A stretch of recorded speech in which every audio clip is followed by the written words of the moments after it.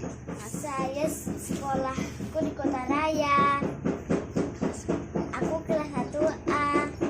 Nama saya Al-Fatih Kurniadi. Sekolah saya di SDN Kota Raya kelas 2A. Nama saya sama. Saya kelas 4A. Saya sekolah di SDN Kota Raya. Assalamualaikum warahmatullahi wabarakatuh. Waalaikumsalam warahmatullahi wabarakatuh. Ya, sebelumnya apakah adik-adik sudah tahu nama kakak? Sudah? Oh ya, tapi sebelumnya kakak ulangi kembali ya. Perkenalkan, nama kakak Asania Dwi Aditya dengan stambuk A401220 dari kelasnya. Jadi pada pagi hari ini kita akan membahas mengenai lingkungan sehat. Nah, jadi kakak akan membahas sedikit. Jadi lingkungan sehat itu adalah lingkungan yang bersih. Yang apa? Bersih apanya? Bersih.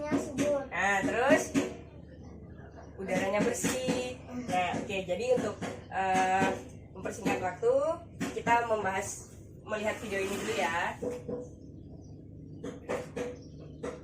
Halo teman-teman semuanya, apa kabarnya hari ini? Pada kesempatan kali ini kita akan mempelajari tentang lingkungan sehat dan tidak sehat. Gelap. Lingkungan sehat adalah lingkungan yang bersih. Lingkungan sehat memiliki ciri udara yang bersih dan segar, tanah yang subur, sumber air yang bersih, sampah tidak berserakan dan banyak tumbuh-tumbuhan hijau. Lingkungan tidak sehat adalah lingkungan yang tercemar, kotor, dan penuh sampah. Tahukah kamu lingkungan tidak bersih disebabkan oleh pencemaran? Apa sih pencemaran itu? Nah, oke. Jadi kan adik-adik sudah melihat tadi kan lingkungan sehat dan lingkungan tidak sehat. Nah, sekarang coba kalian tuliskan lingkungan sehat itu seperti apa dan lingkungan sehat itu seperti apa. Boleh? Ya, tulis.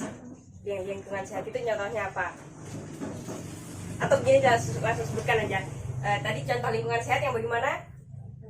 Yang tanahnya terus yang kedua airnya bersih. Nah, terus banyak tumbuhan hijau. nah, bagus. Terus yang kalau lingkungan yang tidak sehat atau lingkungan yang kotor, ciri-cirinya tadi? Sampah berserakan. Terus nah, kita mengambil contoh di lingkungan sekolah.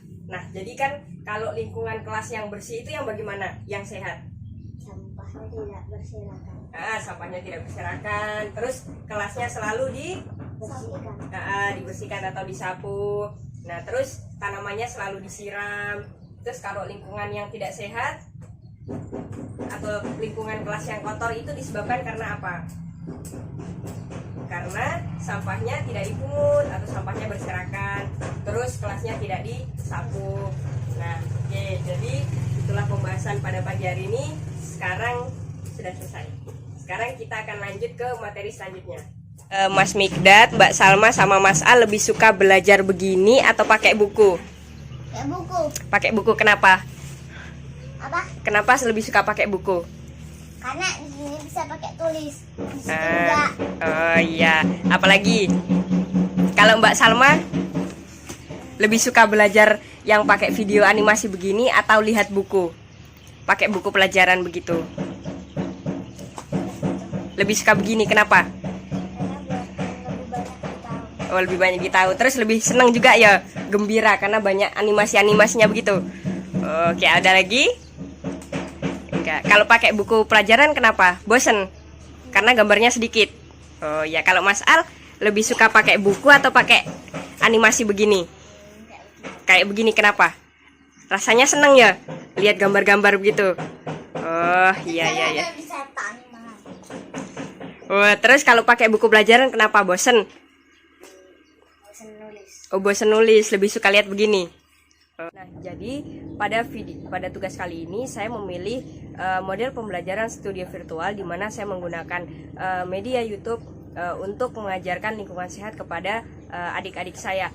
Ternyata di sana ada kelebihan dan kekurangan di mana adik saya bernama Mikdad kelas 1, dia lebih suka belajar menggunakan buku teks daripada video animasi karena menurutnya buku teks itu lebih mudah dipahami.